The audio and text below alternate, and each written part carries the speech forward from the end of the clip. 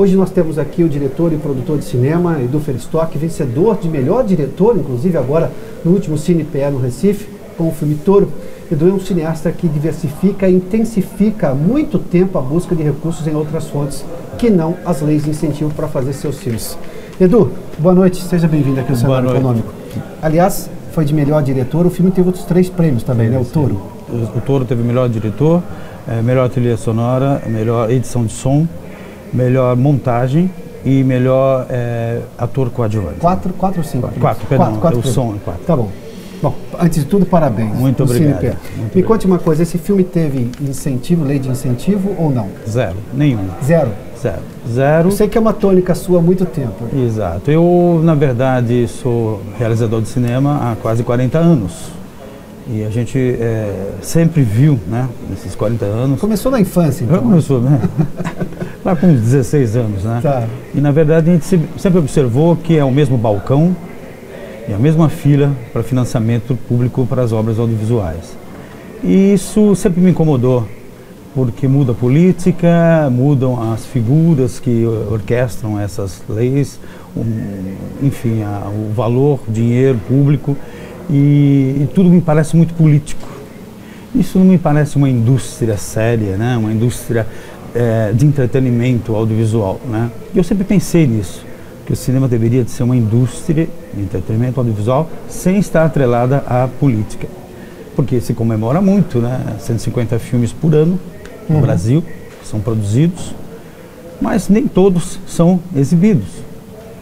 E cada filme custa de 3 milhões a 6 milhões. E essa comemoração, né, de larga escala de produção, eu acho que é um problema, porque é uma indústria que não dá lucro. O cinema, incentivado pela renúncia fiscal, por editais, o que seja, as leis, Rouanet, a lei, não dá retorno, né? E eu sempre imaginei que, da forma que era antes, que o filme tem que dar um retorno. Então tem que ter um investimento. Para ser uma indústria. Para virar uma indústria. E sustentável. Exatamente. Autossustentável. Exatamente. Sem o discurso de que gera empregos, nesse sentido de que filmes incentivados geram empregos, cultura, porque se for ver a prioridade, nós precisamos realmente de educação. Com a educação a cultura vem. Mas aí eu imagino o seguinte, um modelo, há uns 15 anos atrás, quando eu passei a ser produtor executivo, porque na verdade eu sou roteirista, fotógrafo, diretor de fotografia e diretor de dramaturgia. Porque todos os produtores executivos só tinham esse pensamento, dinheiro público, dinheiro público. Edu, e essa forma que você faz, 2 perguntas embutidas numa só. Você acha que o produtor, e a gente viu isso também, aliás, discurso de muita gente que defende 100% de incentivo público, ou seja, de dinheiro público investido em cinema, acha que depois não tem que correr atrás de tela de exibição porque o filme já está pago. De alguma forma, sim, o filme já está pago. Você acha que isso, de algum momento, tira o empenho do diretor e do produtor de buscar telas de exibição, mesmo as alternativas, seja na televisão, seja em sistemas on demand? E, por outro lado, a pergunta invertida. Você acha que essa visão já de querer ser indústria, de querer se financiar com dinheiro de indústria, ou seja, de quem aposta no sucesso do filme, faz com que o diretor e o produtor se intensifiquem mais uma busca por tela de exibição, justamente porque ele precisa do retorno financeiro para pagar as contas? Exatamente isso, esse é o ponto. O ponto é que eu acho muito esquisito o filme só ser realizado e ser engavetado. O filme ele tem que ter essa contrapartida de ser exibido, então se investe muito em produção e não se investe em exibição. Nós estamos com 2.500 salas há anos. Então, a gente realiza vários filmes, mas não existe um incentivo para salas de baixo orçamento. Que nem na Argentina, existe um número muito maior de salas e que tem, sim, lá um incentivo para cada vez mais abrirem salas populares. Aqui, eu digo o seguinte, um cinema é caro, R$25, R$30. Eu digo que cinema na periferia, por exemplo, deveria de ser R$5 e daria, sim, esse coro. Então, existe uma outra... muito errado também, uma outra coisa, um outro item, que é exatamente essa história de já obter o lucro na captação de recursos e esquecer a distribuição. Sou de um tempo que a gente investia e ia atrás da bilheteria. Hoje, não tem muita bilheteria porque não tem muita sala, porém, digo que tem outras janelas de exibição, né? Tem várias inovações. Por exemplo, esses filmes da trilogia da vida real, Touro, Hector e Insubordinados, eles custaram praticamente 1.800.000 cada um na tabela cheia e praticamente já estão pagos só por licenciamento no exterior e no Brasil. Então prova-se de que sim, é possível e dá lucro. Né? As parcerias, as coproduções e pagando toda a equipe, gerando empregos. Então o filme que é incentivado, realmente eu vejo que o realizador ele se cansa. Porque exatamente não vai ter, ele vai ficar uma semana em cartaz e pronto. O Gerald Thomas, que conhecemos, você sabe muito bem, dizia que no tempo dele, ele é um crítico da forma, por exemplo, de peça teatral incentivada, e ele disse assim, na minha época a gente ficava olhando para a bilheteria para ver se a peça ia render, e se não rendesse a gente fazia alguma outra coisa. Agora o ator estava preguiçoso, segundo ele, de procurar outras formas e não fazer exatamente um incentivo para levar as pessoas ao teatro. Porque daí se cobra o valor que for, pouco importa, já de alguma forma está pago, esse é o detalhe. Ou seja, tem também um outro lado que tira o produtor, seja da peça teatral, e imaginando que só contrapartida social, em tese, resolveria o problema dele. Mas quem faz um filme quer que o filme seja visto, não é? Quer dizer, deveria ser esse o... Sem dúvida. E qual contrapartida se ele não é exibido para ninguém? Ninguém vê o filme.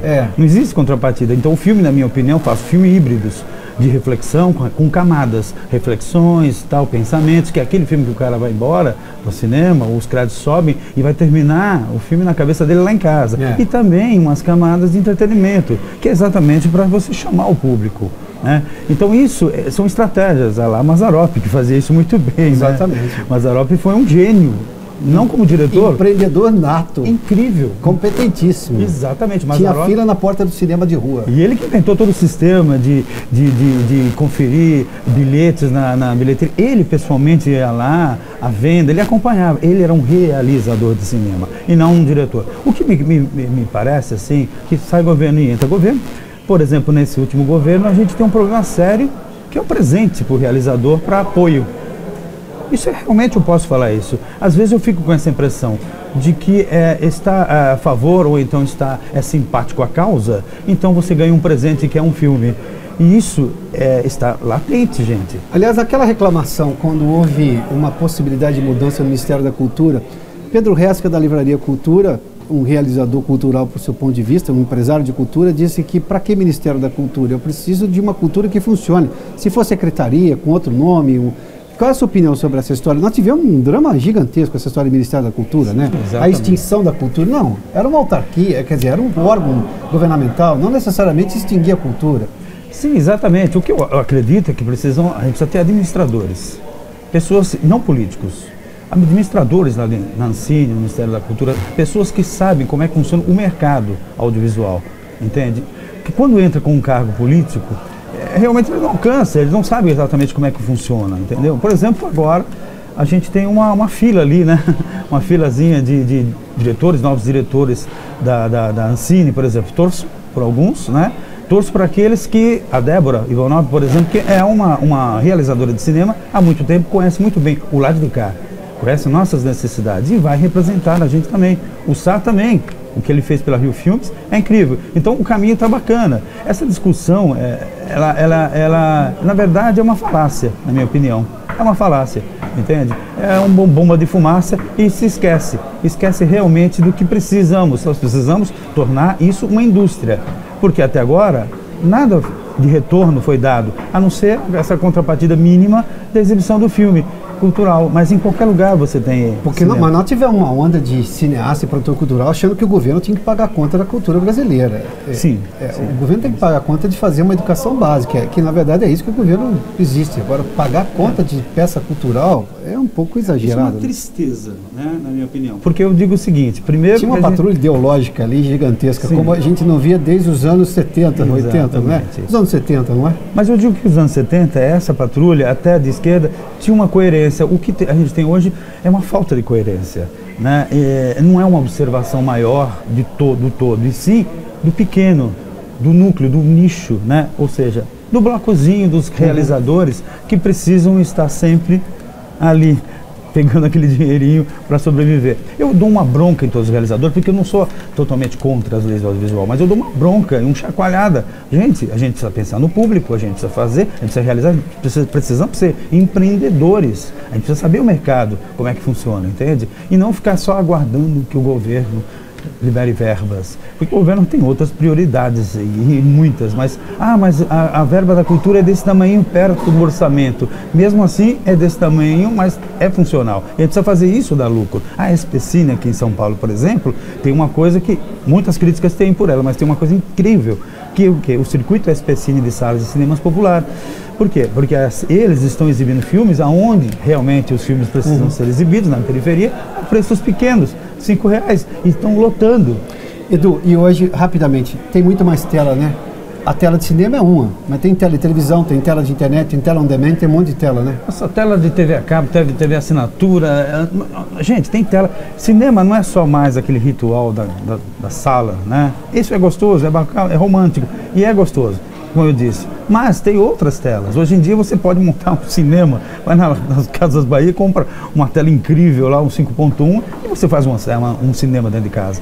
Eu acho que é mais a respiração do filme. Você tem que sentir, é um ritual, né? Então não tem essa culpa de só, não tem tela, por isso que a gente não fica exige. pedindo cota de tela toda hora. Não, é isso não. Edu, obrigadíssimo, parabéns pelo Toro, pelos prêmios agora no Cinepé. Muito obrigado, foi muito bom estar aqui. Edu Felistock, cineasta, produtor de cinema, conversou conosco aqui no Cenário Econômico.